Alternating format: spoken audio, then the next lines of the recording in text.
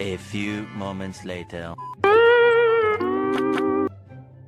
Akin na. Wala akong pakialam. Basta ano nung sabi ni Jiwa, basta sa Oh, akin may to. pangalan na yan. Oh, may pangalan. Oh, may Tingnan mo, pangalan. malapit sa akin, ikaw nakatayo ka dyan. Paano yan sa'yo? O, kanina pa ako.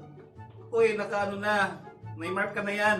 Pinahalis ka na, akin na yan. Huwag ka na Hindi makialam nga. dyan. Wala kang makialam dyan. Oh. Akin na yan. Sarap kasi. Si Gemma yung may sabi, akin na daw. Ayan mo si Jima, basta alis ka na dyan. Akin yan.